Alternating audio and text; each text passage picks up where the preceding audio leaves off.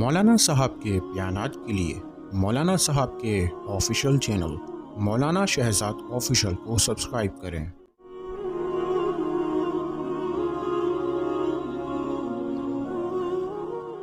بسم اللہ الرحمن الرحیم نحمده ونسلم ونصلی علی رسوله الکریم اما بعد فاعوذ باللہ من الشیطان الرجیم بسم اللہ الرحمن الرحیم وذکر فإن الذکرى تنفع المؤمنین آمنت باللہ صدق اللہ العظیم۔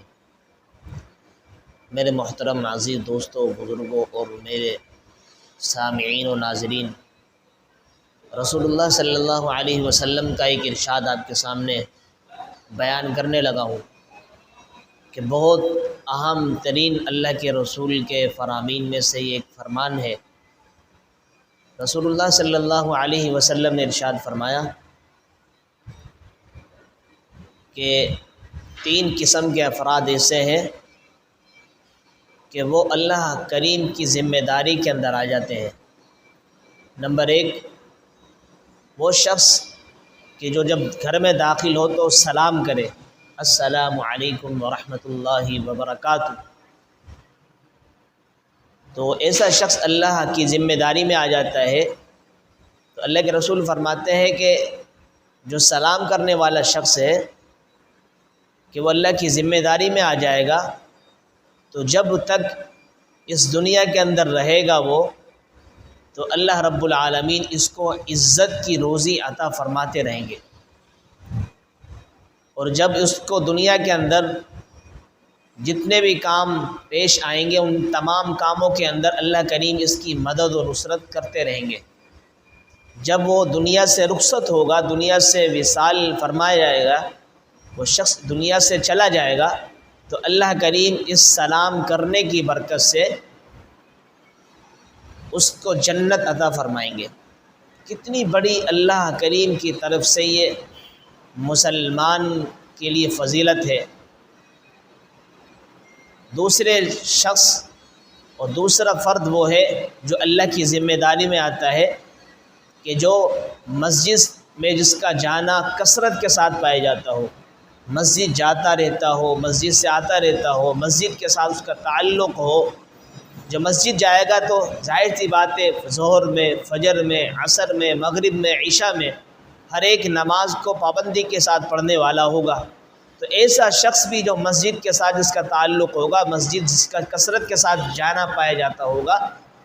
تو کثرت کے ساتھ اس چیز کا اہتمام کرتا ہوگا مسجد جانے کا، تو وہ بھی اللہ کریم کی ذمہ داری میں آ جاتا ہے۔ جب تک اس دنیا میں رہے گا اللہ کریم عزت کی روزی سے اس کو نوازتے رہیں گے،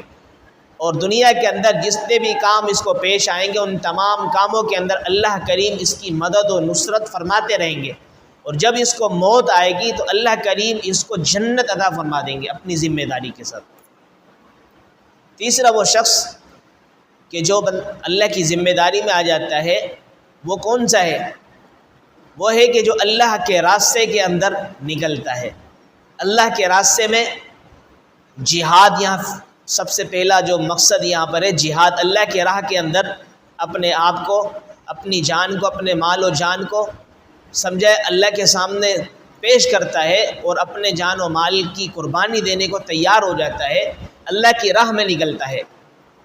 دوسری بات یہاں تبلیغ کے حوالے سے، دعوت و تبلیغ کے لیے جو بندہ نکلتا ہے، کسی کو سکھانے کے لیے کچھ نکلتا ہے، اور اسی طریقے سے طالب علم بھی یہاں پہ مراد ہے، کچھ سیکھنے کے لیے اپنے گھر سے نکلتا ہے، تو اللہ رب العالمین کی وہ شخص بھی ذمہ داری میں آ جاتا ہے۔ جب تک وہ سیکھ رہا ہے، سکھا رہا ہے، اللہ کی راہ میں جہاد کر رہا ہے، اللہ کی راہ کے اندر دعوت و تبلیغ کا کام کر رہا ہے، اسی طریقے سے کسی بھی پیرائے پر رہ کر دنیا کے اندر دین کا کام کر رہا ہے، اللہ کی راہ میں نکل کر، فرمایا کہ وہ شخص بھی اللہ کی ذمہ داری میں آ جاتا ہے۔ جب تک دنیا کے اندر رہے گا اللہ کریم اس کو عزت کی روزی عطا فرماتے رہیں گے، اور جب تک دنیا کے اندر اس کے کام جو بھی پیش آئیں گے ان کے اندر اللہ اس کی مدد و نصرت فرماتے رہیں گے، اور جب اس کو موت آئے گی اللہ رب العالمین اس کو جنت عطا فرما دیں گے۔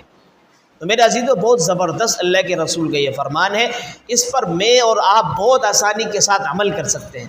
نمبر 1، اللہ کی ذمہ داری میں آنے والا شخص کون؟ وہ جو کہ سلام کرے اپنے گھر میں جب داخل ہو، نمبر 2 جو مسجد جاتا ہو کثرت کے ساتھ، نمبر 3 وہ شخص جو اللہ کے راہ میں نکل رہا ہو، اللہ کے راہ میں نکل کر کچھ سیکھتا ہو، سکھاتا ہو، پڑھاتا ہو، پڑھتا ہو۔ اسی طریقے سے جہاد میں اللہ کی راہ کے اندر جا کر فرمائے کہ اپنے جان کی، اپنے مال کی قربانی دیتا ہو، اپنے آپ کو وہاں پر نشاور کر دیتا ہو، ایسا شخص بھی اللہ رب العالمین کی ذمہ داری میں ہے۔ جب تک دنیا کے اندر رہے گا اللہ روزی عطا فرماتے رہیں گے ان افراد کو۔ 3 قسم کے جو افراد ہیں جب تک دنیا میں رہیں گے کوئی کام پیش آئے گا اللہ ان کی مدد کرتے رہیں گے، جب دنیا سے چلے جائے گا بڑی عزت کی موت بھی اللہ عطا فرمائیں گے اور ساتھ ساتھ جنت بھی عطا فرما دیں گے۔ اللہ تعالیٰ سے دعا ہے کہ اللہ تعالیٰ ہمیں بھی ان باتوں پر عمل کرنے کی توفیق عطا فرمائے۔ وما علینا الا البلاغ۔